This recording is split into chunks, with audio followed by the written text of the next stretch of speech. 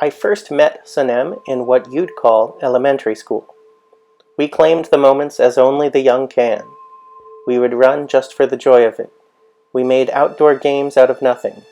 We savored candies, and we leaned out windows to feel the air push our hands. There's a great deal of space between a second's beginning and its end. My friend Sanem knew this well. She moved with grace and surety even at that age. She was just a little faster to react than everyone around us. She was the best at each sport we tried. This gave him a confidence, of course. She expected to win. But the way she held fast to the silence of each second mattered too. It's that thing that kept him from arrogance, I think. Sanem's third-degree burns had to be treated with skin grafts. We engaged a Volkov squad without knowing they had one of their witches in reserve. Sanem threw herself between the rest of us and the Vedma fire. That quickness of his let her get between the rest of us and the flames.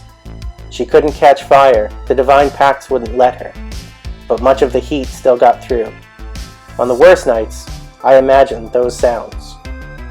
"Go forth," they had told Sanem and I. Divinities, bound by pact and promise, shield every action of Parsa. They ignite our swords with blazing fury, and in open combat, we cannot be stopped. Perhaps they are right, but even victory takes its toll.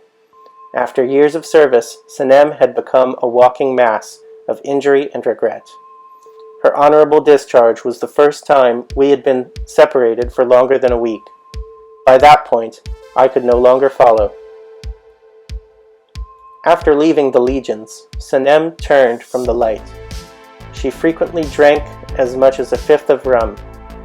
Maybe she thought of my broken body as she broke the covenants and sought oblivion in alcohol. I was alive, but barely. My mind was functional enough, but my body was broken beyond repair. The fate of many a soldier, I think. They tell me Sanem was there at 7 a.m. sharp. This would have been 3 days before his death, the day of my transposition. They had wheeled what was left of my former body into the network chambers. By agonizing spell and impersonal machine, they moved what parts of me they felt could still serve into a newer, stronger body. They never tell you how much it's going to hurt. It's possible they don't even know. That was the last meal I ate. The slurry coming down the tube was a warm and tasteless sludge that I lacked the ability to halt. It would help keep the last bits of my body functioning as they performed the transposition. It's strange that this memory remains clear to me. The last spasm of a dying brain seizing, perhaps? Some sixth sense warned me of Sanem's death. I claim no divine gifts, at least nothing other than what Parsa gives each of her soldiers. But I woke up on the day of his suicide certain that I would never see him again. It had been 3 days since my transposition, and each of my engineers told me that I could see something of a normal life, at least until my memories degraded to the point where I no longer cared. I think Sanem was 9 when we met. I have recited this to myself every day for the 48 years since the war ended. It is hard to know if that is true. I know my memories have faded. I know I had parents, but I cannot recall them. I know we lived in a house and that I once cared about them, but this too I cannot recall.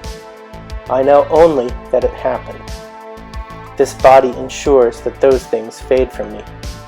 The protocols built into me chip away even at my memories of Sanem, but I do everything I can to preserve my memory of her, or him.